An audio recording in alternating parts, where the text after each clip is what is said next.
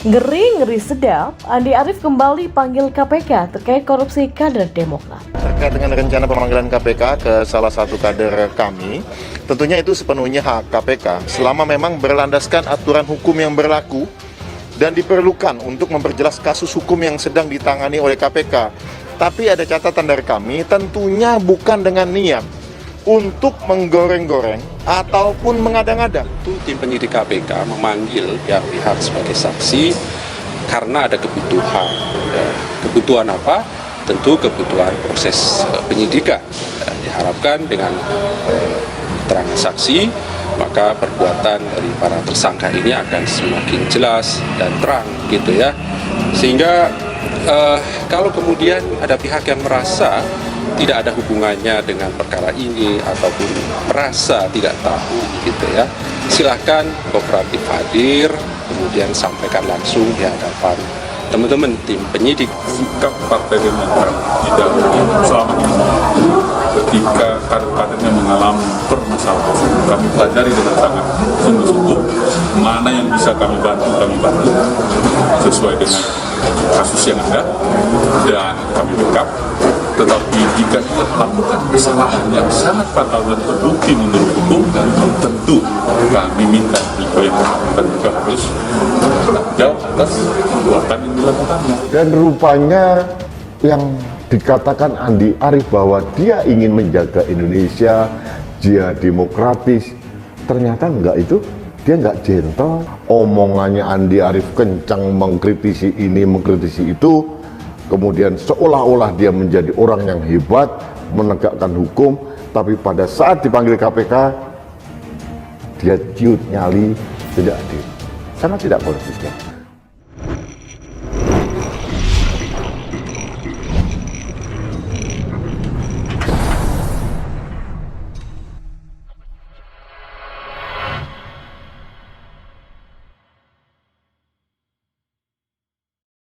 Berdasarkan pengalaman yang sudah-sudah, biasanya korupsi itu tidak dilakukan sendirian, tapi melibatkan banyak orang.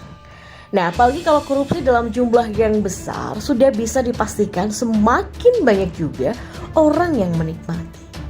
Kita lihat saja korupsi proyek Hambalang misalnya, yang mengakibatkan kerugian negara mencapai 706 miliar rupiah. Yang terlibat tidak hanya Nazruddin seorang, tapi ada juga Andi Malarangeng, Deddy Kusdinar, Anas Urbaningrum, Andi Zulkarnain Malarangeng, kemudian ada Mahfuz Suroso dan juga lain-lain. Begitupun dengan korupsi yang dilakukan oleh kader Demokrat yang lain, yakni Abdul Ghafur Mas'ud, juga melibatkan banyak orang. Nah, Bupati Penajam Pasir Utara itu ditetapkan sebagai tersangka suap dan gratifikasi kegiatan pekerjaan pengadaan barang dan jasa serta perizinan di daerah PPU. Nggak tanggung-tanggung, waktu ditangkap oleh KPK lewat OTT, ia diamankan bersama 10 orang lainnya. Di antaranya yang turut diciduk adalah PLT Sekda PPU Mulyadi, Kadis PU Edi Hasmoro, dan juga Kabid Dinas Pemuda dan Olahraga Jusman namanya. Serta ada Ahmad Zudi dari pihak swasta. Jadi sudah terlihat kan, ternyata yang terlibat tidak hanya dari internal Pemda PPU doang, tapi ada juga dari pihak luar ataupun swasta. Dan yang bikin mengejutkan lagi, korupsi Bupati PPU itu juga melibatkan kader Partai Demokrat yang lain, yakni Nur Afifah Balkis. Dan diketahui, si Nur Afifah ini merupakan bendahara umum DPC Partai Demokrat Balikpapan. Dialah yang menyimpan dan mengelola uang hasil korupsi Abdul Ghafur Mas'ud. Mirisnya, ia terlibat korupsi itu di saat usianya masih 24 tahun loh. Masih bocil, tapi sudah berani nyolong duit negara. Jadi nggak pelak, Partai Demokrat pun turut kena batunya, yakni Partai Besutan SBY tersebut disebut-sebut sebagai partai yang sukses menciptakan kader koruptor termuda di Indonesia. Namun ada benarnya juga sih, karena baru kali ini koruptor yang diciduk KPK berusia 20-an tahun. Wah. Dan gak ada yang bisa membantah kalau dia merupakan kader Partai Demokrat biarpun usianya masih muda.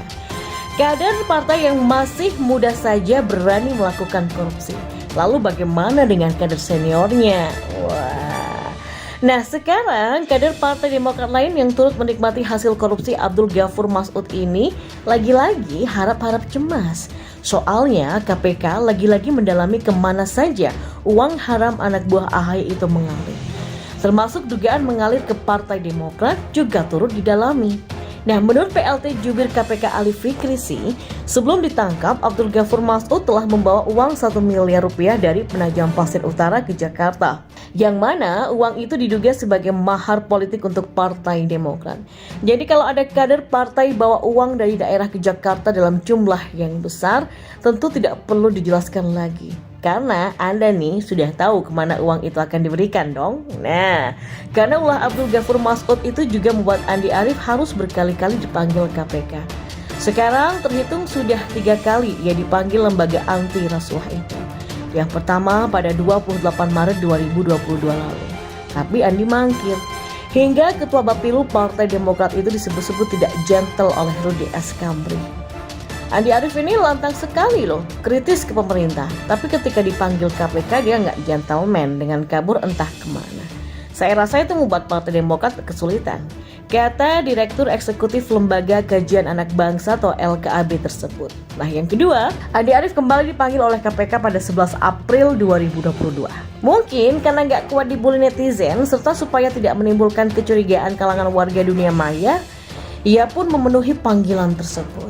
Nah, saya pikir setelah memenuhi panggilan dari penyidik KPK itu, Andi Arief tidak akan dipanggil lagi. Ternyata tidak, Ferguson. Nah, ternyata kemarin 9 Mei, KPK kembali hendak memeriksa politisi yang pernah ditangkap polisi karena nyabu tersebut. Lembaga yang dipimpin oleh Firly Bahuri belum puas rupanya dengan informasi yang diberikan Andi sebelumnya. Yang mana penyidik KPK kini lagi mengusut komunikasi antara Andi Arief dengan Abdul Ghafur Mas'ud terkait pencalonan AGM sebagai Ketua DPD Partai Demokrat Kaltim. Wah, hanya saja Andi Arief kembali mangkir. Ia ngomongnya sih akan datang ke KPK pada hari Selasa 10 Mei ya 2022 nanti. Ya tapi mudah-mudahan saja datang beneran daripada diciduk ya Mas ya.